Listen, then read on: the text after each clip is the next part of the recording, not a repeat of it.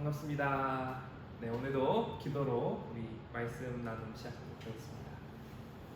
감사하시고 거룩하신 하나님 아버지 은혜와 사랑을 고맙고 감사합니다.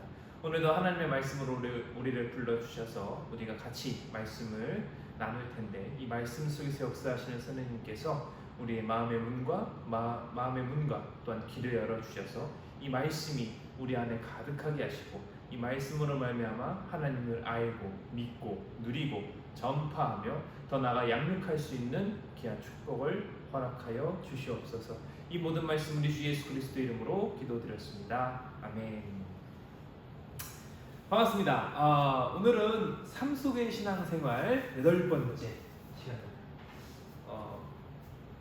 분필로 하다가 화이트보드로 좀 바꿔봤어요.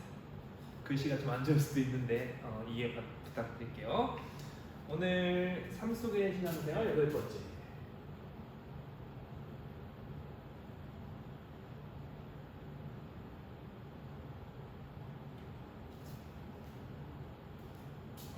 본문은 시편입니다. 시편 11편 1절로 7절까지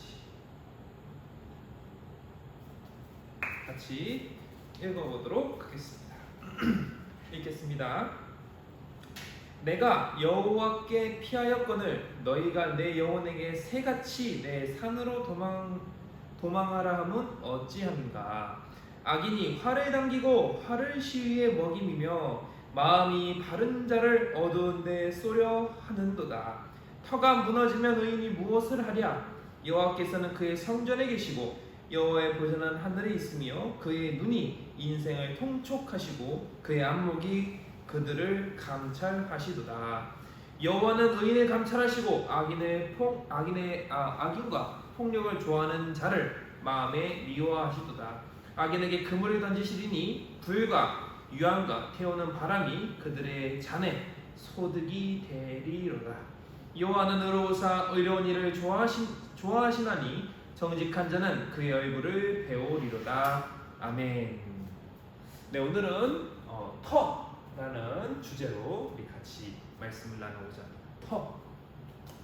무슨 터를 말하는 것일까 보도록 하죠. 우선 이 터는 사전에서 이렇게 나와 있어요. 집이나 건물을 지을 자리입니다. 또는 비어있는 땅, 활동의 토대나 일이 이루어지는 밑바탕, 또는 자리, 장소의 뜻을 나타내는 말, 이렇게 나와 있습니다. 이게 터의 기본 뜻이고, 그러면 왜 시편 11편을 우리 본문을 갖고 왜 얘기를 했을까? 우리 시편 11편의 배경에서부터 보도록 하겠습니다. 시편 11편은 다윗이 지은 시입니다. 다윗이 지었어요. 다윗. 뭔가 분필로 하다가 이거 하니까 좀 맛이 안 나긴 하는데 다윗이 지은 시입니다. 그래서 그 배경은 사무엘상 18장과 19장의 그 배경이 오늘 본문의 배경이 나와 있습니다. 무슨 핍박이냐면 사울왕이 핍박을 해요. 한참 다윗을 쫓아다니게 됩니다. 팬으로서 쫓아다니는 것이 아니라 때려 죽일 놈으로 이제 쫓아다니고 있는 거죠. 그리고 시편 11편은 본문을 좀 읽어봐서 알겠지만 대화의 형태로 되어 있어요. 대화.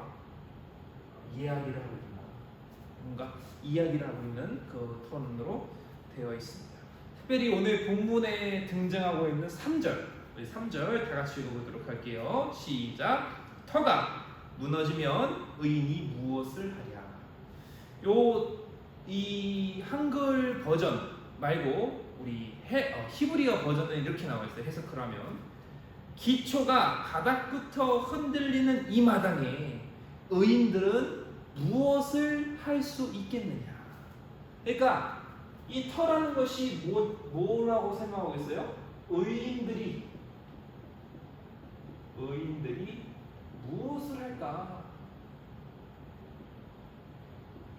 그러니까 이 터에서는 의인들이 무엇을 한다는 거예요. 무엇을 한다. 그래서 이 터에서 우리가 무엇을 해야 될까? 이거를 우리 같이 나눠보고자 합니다. 첫 번째로, 자 그러면 어떤 터가 있을까? 어떠한 터가 있겠는가 보도록 하겠습니다. 첫 번째로 삶의 터가 있겠다. 삶의 터. 우리 창세기 12장에 누가 등장하죠? 아브람이 등장합니다. 이때 당시 말로 아브람이에요. 아브람이 등장해서 그 아브람의 터가 어땠습니까? 우상이 아주 가득했던 집안이었어요. 우상이 가득했죠. 또 이 아브람은 가정도 별로 안 좋았어요. 족보가 별로 안 좋았어요. 왠지 알아요? 한번 찾아보도록 할게요. 이거 되게 재밌는 부분입니다. 우리 창세기 보면 창세기 11장 데라서부터 나와요. 데라. 그러니까 아브라함의 아버지가 누구예요? 데라. 데라의 아들인 아브람이 있습니다. 그게 27절에 나와요. 데라의 족보는 이러하니라.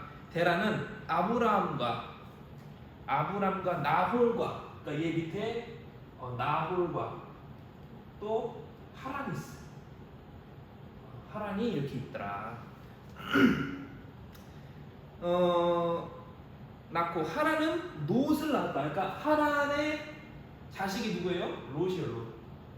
롯을 낳았어. 롯. 그러니까 아브람의 조카죠. 둘이 나중에 같이 나가죠. 롯을 낳았고, 하란은 그의 아비 데라보다 먼저 고향 갈대아인의 우르에서 죽었더라. 그러니까 하란은 죽었어요. 데라보다 먼저 죽었다. 나와 있죠. 아브람과 나홀이 장가를 들었으니 아브람의 아내 이들은 사라이며. 그러니까 아브람이 장가를 들었대요.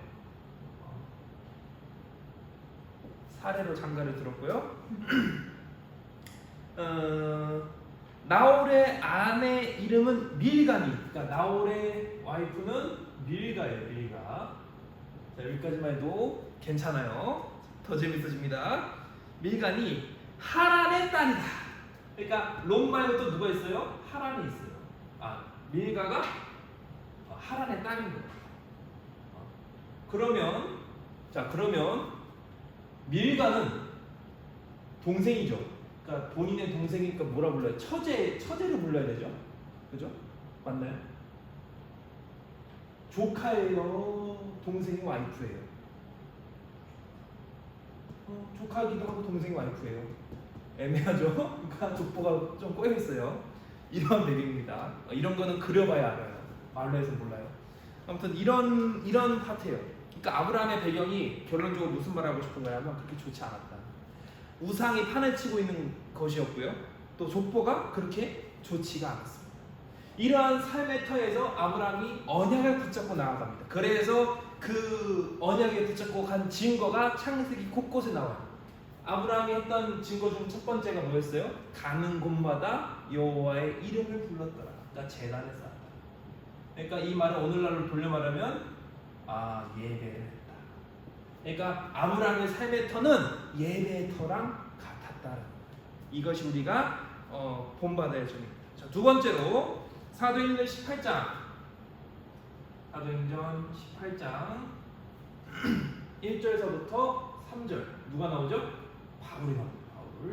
이 바울의 삶의 터는 어떠했을까? 우리 같이 읽어보도록 하겠습니다. 18장 1절에서부터 3절 보면 그 후에 바울이 아덴을 떠나 고린도에 이르러 아굴라라는 본도에서 난 유대인 한 사람을 만나니 글라우디오가 모든 유대인을 명하여 로마에서 떠나라 하는 거로 그가 그 안에 브리스길라와 함께 이달리아부터 새로 온지라 바울이 그들에게 감해 생업이 같으므로 함께 살며 일을 하니 그 생업은 천막 만드는 것이었더라. 그러니까 바울의 삶의 터는 천막이었죠. 그래도 이거보단 낫죠. 우상이 가득한 것보다. 근데 천막을 만드는 생활의 터였어요. 물론 바울의 신분은 우리가 알다시피 유대인 중에 유대인이죠. 베냐민 지파고요. 로마의 시민권도 갖고 있어요. 그러니까 혈통으로나 육적으로나 어디나 빠질 것이 없어요. 이 당시 로마의 시민권이면 지금의 미국 시민권을 능가한다고 보시면 돼요. 그 정도로 보시면 되고요. 공통적으로 이 아브라함과 사도 바울은 삶의 터에서 예배를 했고, 바울은 뭘 했어요? 이 삶의 터에서 전도를 했다. 이는 전도를 했어. 전도를 했다. 삶의 터에서 각자 생활하는 터전이 예배의 터가 되고 전도의 터가 됐더라. 요것이 첫 번째 삶의 터전이었더라. 성경 인물에서 나오는 이 삶의 터전이었습니다.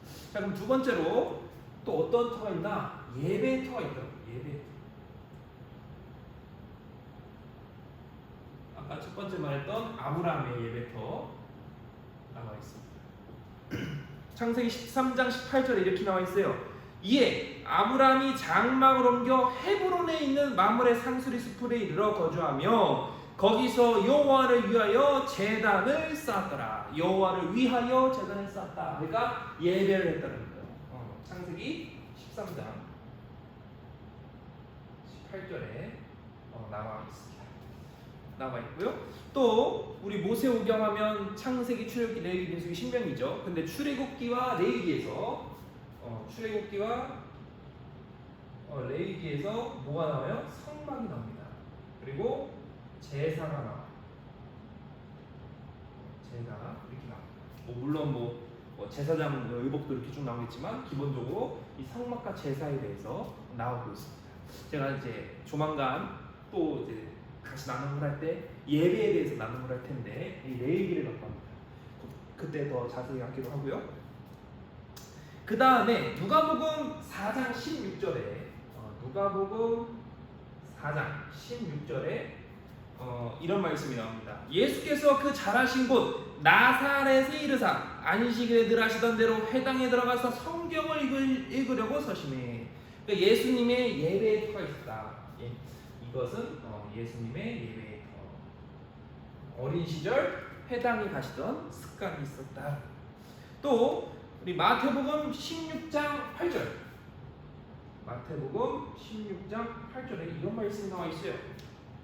또 내가 내게 이르노니 너는 베드로라. 내가 이 반석 위에 내 교회를 세우리니 음부의 권세가 이기지 못하리라. 예배의 터 반석 위에 세운 교회야. 반석 위에 세운 교회다. 반석 위에 세운 교회다. 이것이 예배 성경에서 말하고 있는 예배의 터다. 예배의 터. 아까 첫 번째 살펴봤던 삶의 터, 두 번째 살펴봤던 예배의 터. 이런 터가 또 있더라. 자, 그러면 삶의 터, 예배의 터를 살펴봤으면 또 어떤 터가 있을까 찾아보니까 기도의 터가 있더라고요. 기도의 터.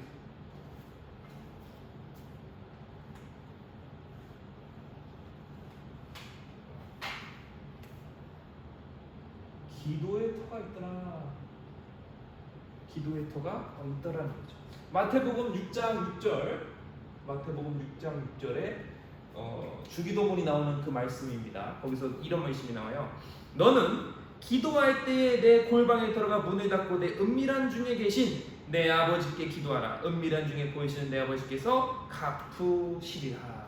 골방이라는 거죠. 골방. 이 골방은 뭡니까? 하나님과 만나는 그 기도의 터. 이것을 말씀하고 계셨고, 사도행전 1장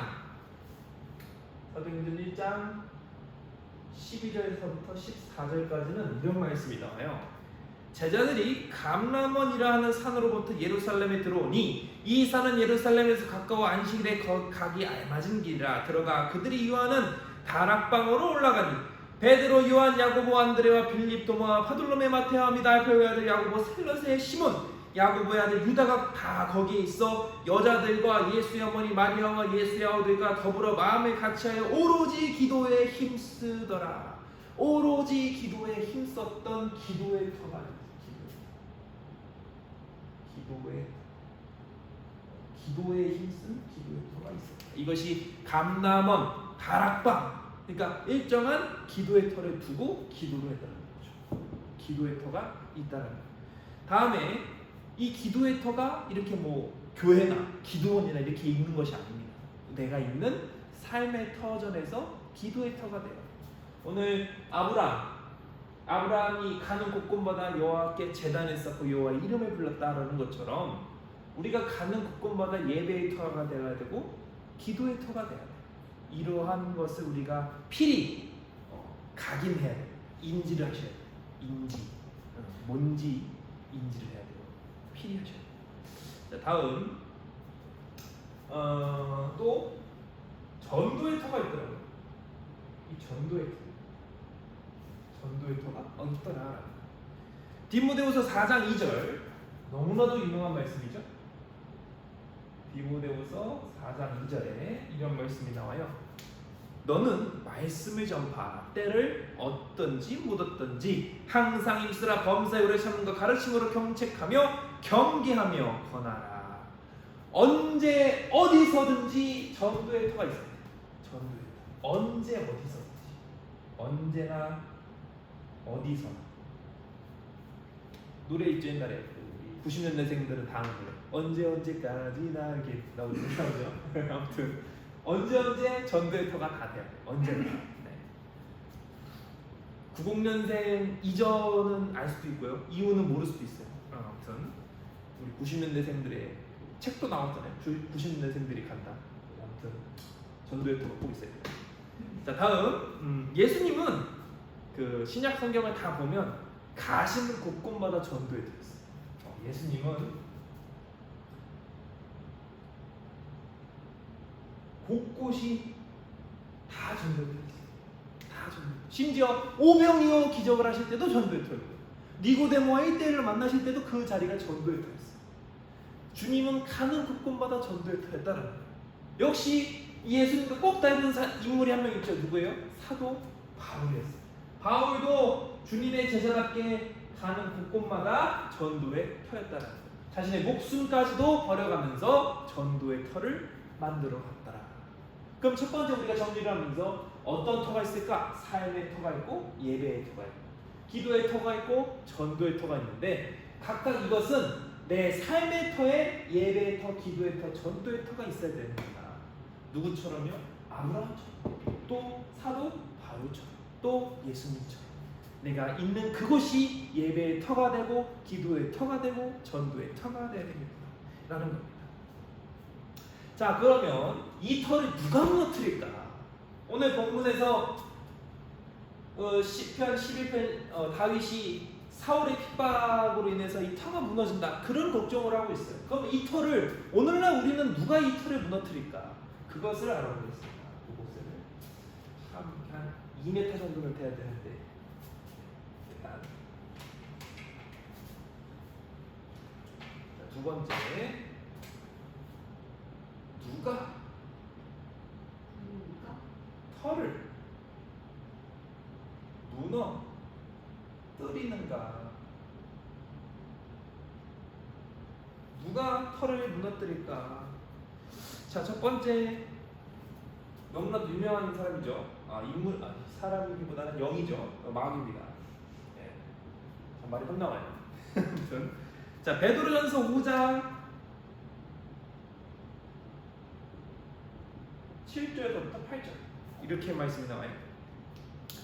너희 염려를 다 주께 맡기라. 이는 그가 너희를 돌보심이라. 근신하라 깨어라. 너희 대적마귀가 우는 사자같이 두루 다니며 삼킬 자를 찾나니.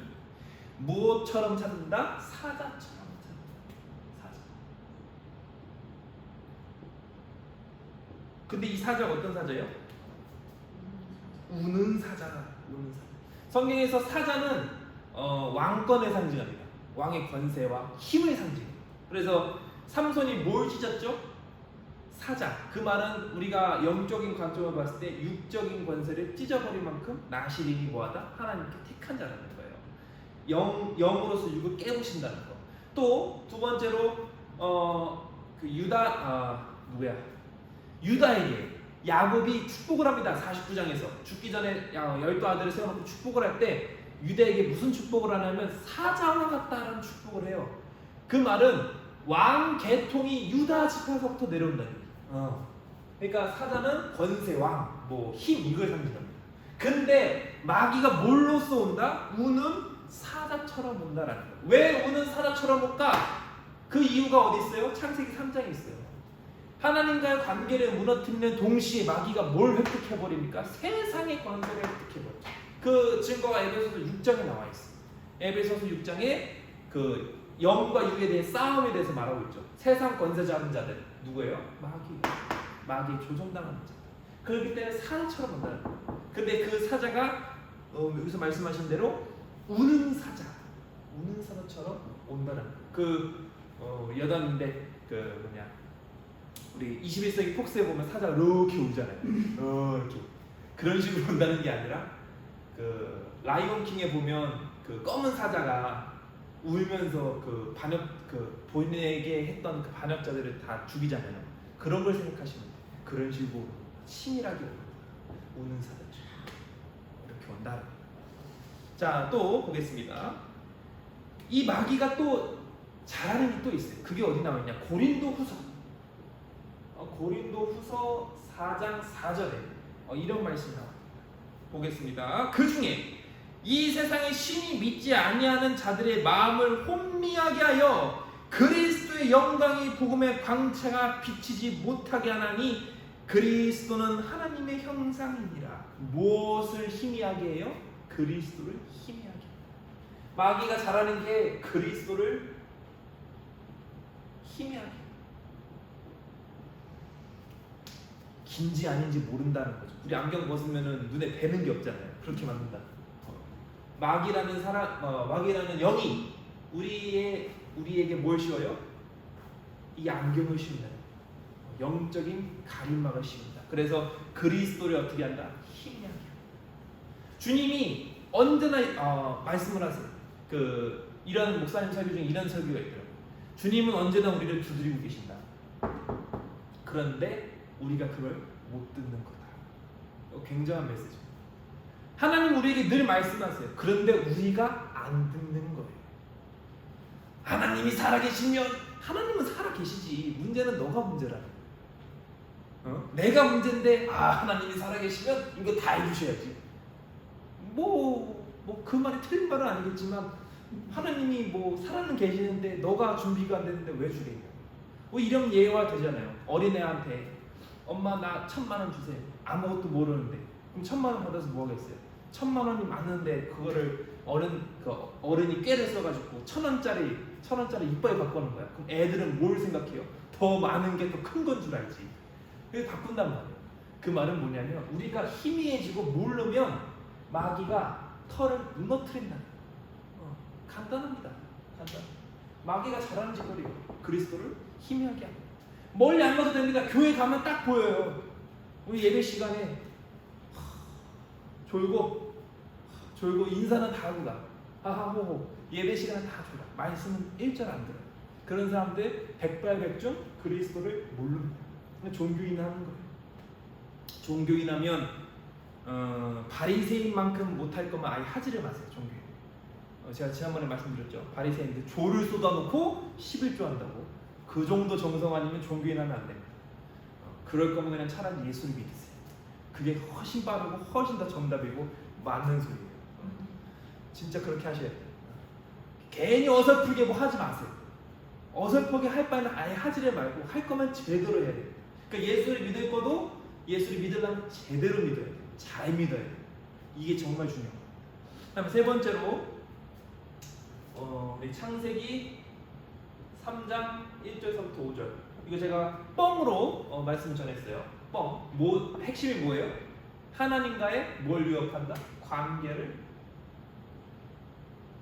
위협했어. 항상 간단하다니까요. 육신의 것으로 와요. 저도 얼마 전에 왔습니다. 저희 좀 이제 결혼을 준비하고 있는데 마음에 빚으로 시작하면 힘든데 축의금 들어온 걸로 다 해결하면 좋은데 이런 마음이 자꾸 와요. 그런데 한편으로는 정신을 차려야지. 그것은 우리가 약속한 게 있기 때문에 하나님께 먼저 드리는 게 맞지. 요즘 그런 생각을 버티고 있어요. 계속 끼어 기도해야 됩니다. 아무튼 하나님과의 관계를 마귀가 무너뜨리고 있어요. 굉장한 걸로 오는 거 아니에요. 사소한 걸로. 근데 그 사소한 것이 큰일 나는 거예요. 댐이 무너질 때 보면 바늘구멍 난 것 때문에 댐이 무너집니다. 사소한 걸로 큰 일이 일어나요. 그래서 조심해야 돼요. 선악과 과일 하나 먹는다고 어떻게 하나님처럼 돼? 그 자그마한 유혹에 하나님과의 관계가 깨져버립니다. 그만큼 중요한 거예요. 그다음 네 번째로 에베소서 6장 12절에 이런 말씀이 나와요.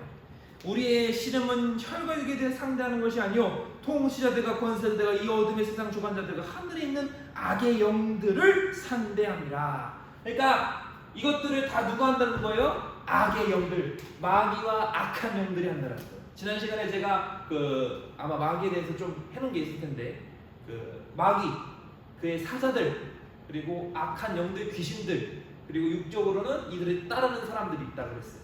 이들이 뭘 한다고요? 사자처럼 오고요. 그리스도를 희미하게 하고 하나님과의 관계를 위협한다. 그래서 결론적으로 이 자들이 뭘 해요?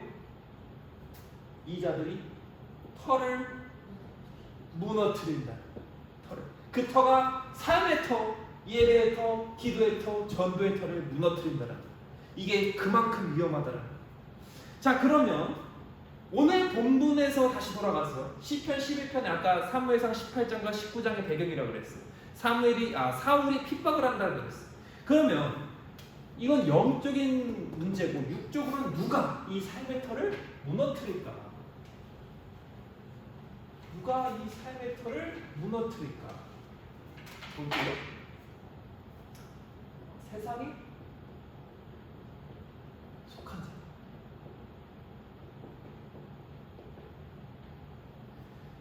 사무엘상 18장 그리고 19장에 사울 왕이 나옵니다. 사울 왕이 이 사울 왕이 나옵니다.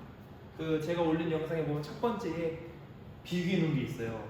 사울 왕하고 누구였죠? 사무엘하고 비교해 놓은 거 있어요. 하나님의 후회하면서.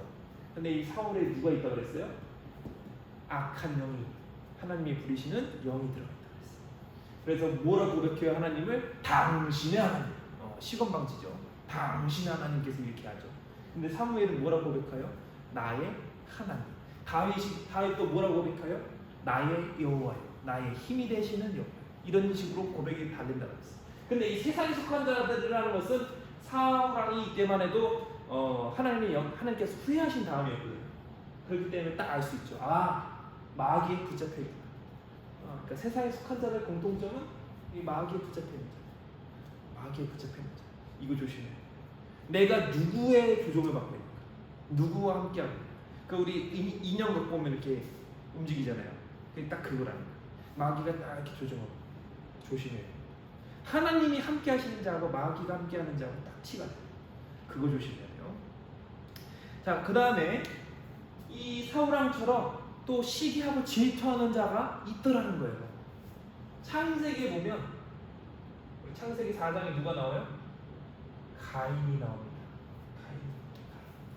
누구 죽입니까? 아벨을 죽여요. 지 동생을 죽여요. 오늘날 신문 보면 뉴스 보면 혈육간에 돈 때문에 싸운다. 아무것도 아니에요. 이때 벌써 죽였어. 이때 벌써 가족끼리 죽였다는 거예요. 오늘날의 문제가 아닙니다. 옛날에 창세 후에 있었던 문제예요. 얼마 안 돼서. 옛날 문제가 아니에요. 또 오늘날에 그런 말하죠. 동성 얘기하지. 오늘날의 얘기가 아니에요. 이때만 해도 있었어요. 창세기 12장, 13장 때, 14장 때. 롯이 뭐 했어요? 소돔과 고모라가 가지고 했는데 그 말씀 뒤져보면은 동성의 증거가 나와요. 옛날 문제가 아니라니까. 이때부터 있었어요. 이때부터. 정신 똑띠 차려야 됩니다. 그 다음에 창세기 27장 누가 나와요? 에서가 나와요. 근데 이 에서는 좀 우리가 주목해야 될 필요가 있어요. 뭐냐면 야곱이가 이름이 사기꾼이잖아요. 뜻이. 야곱이 뭐래요? 자신의 어머니 리브가하고 입을 맞춰가지고 양털 나도 털이 많네 생각해보니까 이렇게 털하고 이렇게 형이 옷을 입고 냄새를 풍겨요. 근데 이삭은 몰랐을까? 이삭도 알았을 것 같아. 그건 내 생각입니다. 제 생각이기 때문에 틀리면 본인 생각대로 하세요. 근데 저한테 뭐라 하지 마시고. 근데 저는 제 생각에 이삭은 알았을 것 같아요. 그런데 이삭이 에서보단 야곱에게 축복을 준 이유가 에서는 장자권을 허투루 여겼어요. 그러니까 하나님이 주신 그 축복의 권한을 허투루 여겼다. 이 말을 뒤집어 보면 하나님의 말씀을 우습게 봤다는 거예요. 근데 야곱은 그 말씀을 품고 있었다. 그 증거가 어디 나와요? 요셉이 꿈을 꿨을 때 본문에 뭐라 나옵니까? 창세기에서 마음에 품었더라. 야곱의 성격이에요. 말씀을 품는 자라. 물론 육적으로 봤을 때 사기꾼이에요. 그러나 말씀을 품는 자라는 거예요. 그러니까 우리가 그걸 좀 구별해서 볼 필요가 있더라고요. 근데 문제는 뭐냐면 에서가 이제 야곱이 축복을 받았어요. 그러면은 내가 이제 잘못을 하고 회개를 하고 아버지 그래도 내가 좀 허투루 살았지만 다시 잘해보겠습니다. 으쌰으쌰 하겠습니다. 동생을 도와서 뭐 더 하겠습니다. 그게 아니라 칼 빼면서 죽인다. 아유, 이게 오늘날 우리의 모습이에요. 멀리 안 가도 돼. 우리 교회 가서 기도하죠. 아 누구는 응답받아서 신나. 그러면 같이 기뻐해요. 기뻐하면서 속으로는 욕해요. 아유 이런 거 갖고 막 이렇게 하고 있어. 이유가 있다니까. 이거 조심해야 돼. 우리가 그런 마음을 품는 순간 세상에 속한 자들이 아닐까 경계해야 됩니다. 멀리 안 가도 됩니다. 내 옆집이 땅 사는 배가 아프다는 속담도 있어요. 허투루 나온 게 아닙니다. 근데 그 속담이 세상에만 있는 게 아니라 오늘날 우리 교회 안에도 있더라는 거예요. 누구는 응답받았어. 누구는 뭐 방언해. 누구는 치유의 은사가 있어. 누구는 말씀을 많이 암송해. 축하해줘야 되지. 격려해줘야 되고. 그걸 왜 시기하고 질투하고 앉아있냐. 이게 문제라는 거예요. 이게 문제. 다음에 세 번째로 교회가 있더라. 잠깐만요. 이 교회가 종교적인 교회를 말하는 겁니다. 네. 이 종교적인 교회는 복음이 없는 교회를 말합니다. 복음이 없는 교회. 이 말은 골로새서 2장 16절에 골로새서 2장 16절에 이렇게 나옵니다. 그러므로 먹고 마시는 것과 절기나 초하루나 안식일을 이유로 누구든지 너희를 비판하지 못하게 하라. 그러니까 이 말씀은 결국 뭡니까? 율법주의로 말하는 거예요. 그러니까 복음이 없고 율법만 있는 거예요. 율법만 있는 거예요. 또 교리만 강조하는 거예요. 장로교, 우리는 택한 민족이지. 너네는 다 아니야. 물론 그 말씀도 맞아요. 근데 한쪽으로서는 또 뭐라 말씀하십니까? 누구든지 주를 그리스도로 시인하면 이렇게 말씀도 나오잖아요. 같은 하나님의 말씀입니다. 우리 인간의 생각대로 나누는 것이 아니라 항상 보면 하나님의 관점으로 볼 필요가 있겠구나. 그 말은 다시 결론으로 치면 교회는 복음이 없는 교회는 털을 무너뜨리는 자가 된다라는 거예요. 털을 무너뜨리는 자가 되더라. 자, 그러면 또 지난 시간에 했던 거 나오죠. 또 뭐가 나와요? 신비주의 나오겠죠. 신비주의. 방언 알랄랄랄라. 마귀도 방언 줘요. 마귀도 방언 주고 무당도 방언합니다. 뭐 성령 받은 게 꼭 방언이다. 그 말은 좀 위험한 발언이에요. 성령의 은사는 방언뿐만 있는 게 아닙니다. 여러 가지가 있어요. 우리가 그거를 바로야 되고 또 윤리주의도 우리가 해야 돼요. 이건 이제 율법, 교리, 윤리주의가 또 있어. 이게 뭐냐면 철학에 대해서. 자, 우리 전도 현장 가면 이런 분 꼭 계십니다. 예수님 믿으세요? 예수님 믿죠. 그러면 어떻게 천국 가신지 아세요? 착한 일 많이 해야죠. 얼마나 윤리적이에요. 맞는 소리지. 착한 일 많이 해야죠. 근데 그 착한 일이 세상적이다. 그 안에 그리스도가 없어요. 윤리주의 꼭 윤리 지켜야죠. 좋은 겁니다. 나쁜 거 아니에요. 그러나 그 안에 그리스도가 없으면 그른 겁니다. 나쁜 건 아닌데 틀린 거예요. 우리가 뭐 종교 다원주의라 그래서 너도 좋고 나도 좋고 이런 말이 나오죠. 조심해야 됩니다. 윤리적으로 맞을지 몰라도 우리가 그리스도 복음의 관점으로 봤을 때 틀린 말이에요. 굉장히 틀린 말이에요. 100%면 100% 다 틀린 말이에요. 구원은 오직 복음이에요. 오직 복음. 그리스도, 예수가 그리스도가 되심을 믿고 고백해야 돼요. 그리고 그걸 누리고 해야 되고 전파해야 돼요. 이것이 중요하다. 자, 그러면 이 털을 무너뜨리는 것이 마귀도 있고 세상에 속한 자도 있고 복음이 없는 교회도 있다고 했어요. 그럼 이런 터들을 결론적으로 어떻게 하는 거예요? 얘네가 본문에서 나온 것처럼 그리스도를 희미하게 하는, 그러니까 털을 희미하게 없애버리고 있더라. 이거를 조심해야 됩니다. 자, 그러면 세 번째로, 그럼 이 터를 지키기 위해서는 어떻게 해야 될까? 이 터에 뭐가 있어야 될까? 그거를 우리 나누면서 말씀 마무리하고자 합니다. 터에 있어야 될 것이 무엇일까? 세 번째로, 터에 있어야 할 것. 터에 뭐가 있어야 될까? 터에 뭐가 있어야 될까? 첫 번째로, 예수 그리스도가 계셔야 된다. 요한복음 15장 5절. 요한복음 15장 5절에는 이렇게 나옵니다. 나는 포도나무요 너희는 가지라. 그가 내 안에 내가 그 안에 거하면 사람이 열매를 많이 맺나니 나를 떠나서는 너희가 아무것도 할 수 없음이라. 그리스도가 내 안에 내가 그 안에, 이것이 중요하다. 내 터 안에, 내 삶터 안에 그리스도가 있어야 된다. 그리스도가 있어요. 자, 시편 11편 오늘 본문이죠. 시편 11편 4절에 이렇게 나옵니다. 그리스도의 전이 될 수 있도록 우리가 준비해야 돼. 이렇게 나옵니다. 여호와께서는 그의 성전에 계시고 여호와의 보좌는 하늘에 있으며 그의 눈이 인생을 통촉하시고 그의 안목이 그들을 감찰하시도다. 즉 이 말은 뭡니까? 내 터가 여호와의 그리스도의 전이 되도록, 여호와의 전이 되도록 우리가 준비를 해야 됩니다. 다음에 골로새서 1장 18절. 골로새서 1장 18절에 이런 말씀이 나와요. 그는 몸인 교회의 머리시라. 그가 근본이시요 죽은 자들 가운데서 먼저 나신 이시니 이는 친히 만물의 으뜸이 되려 하시니요. 머리 되시는 그리스도. 그러니까 내 삶의 터의 핵심은 그리스도다.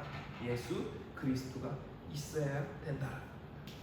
자, 그럼 두 번째로 이 터에 있어야 될 것이 또 무엇일까? 하나님의 나라가 있어야겠구나. 하나님의 나라. 마태복음 6장 33절 이런 말씀이 나옵니다. 그런즉 너희는 먼저 그의 나라와 그의 의를 구하라. 그러면 이 모든 것을 너희에게 더하시리라. 이 모든 것을 너희에게 더하시리라. 그의 나라와 그의 의를 구하라. 그의 나라를 어디에서 구해요? 내 터에 있기를 구해야 된다. 그래서 하나님의 나라가 내 터에 있기를 항상 기도해야 된다. 다음에 세 번째로 이 터에 있어야 될 게 말씀이 있어야 되겠더라. 말씀. 이 말씀이 제일 중요하죠, 사실. 말씀이 있어야 된다. 시편 119편 105절. 시편 119편 105절에 이런 말씀이 나옵니다. 주의 말씀은 내 발의 등이요 내 길의 빛이니이다. 말씀으로 뭘 해야 된다? 내 발의 등이라는 얘기는 터를 밝게 비춰야 된다. 말씀으로 터를 밝게 비춰야 된다. 히브리서 4장 12절. 히브리서 4장 12절에 또 이런 말씀이 나와요. 하나님의 말씀은 살아있고 활력이 있어 좌우의 날선 어떤 것보다 예리하여 혼과 영과 및 관절과 골수를 찔러 죽이기까지 하며 또 마음의 생각과 뜻을 판단하시나니. 즉 하나님의 말씀으로 뭘 해야 된다는 거예요? 나의 영과 마음, 그러니까 내가 있는 터와 내 육신의 터와 영적인 터를 어떻게 된다? 이 말씀으로 무장해야 된다. 무장해야 된다. 자, 욥기서 22장. 제가 제일 좋아하는 말씀. 욥기서 22장 22절.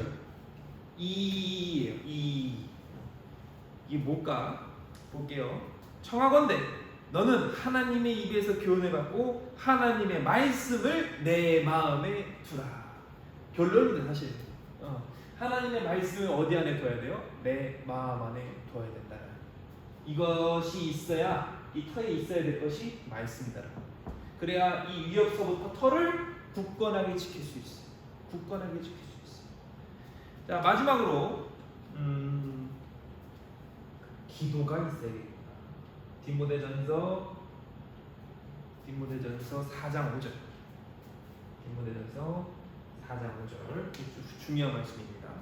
하나님의 말씀과 기도로 거룩하여 지니라. 터를 거룩하게 하는 것은 말씀과 기도라는 겁니다. 오늘 말씀을 마무리하면서 이 터, 이 터에 어떤 터가 있는지, 또한 누가 이 터를 무너뜨리는지, 그럼 이 터를 지키고 어떻게 있어야 될 것이 무엇인지 같이 나눠봤어요. 근데 핵심은 뭡니까? 결국 말씀과 기도로 무장해야겠다. 근데 그 말씀이 무슨 말씀? 하나님의 말씀이고 그 말씀의 본질은 예수 그리스도다. 이것이 이 터를 지키고 위협서부터 터를 굳건하게 하는 방법입니다. 다윗이 일생 동안에 하나님의 말씀을 멀리한 적이 없어요. 멀리한 적이 없어요. 그 마음에 항상 뭘 두었어요? 하나님의 전, 하나님의 말씀을 두었어요.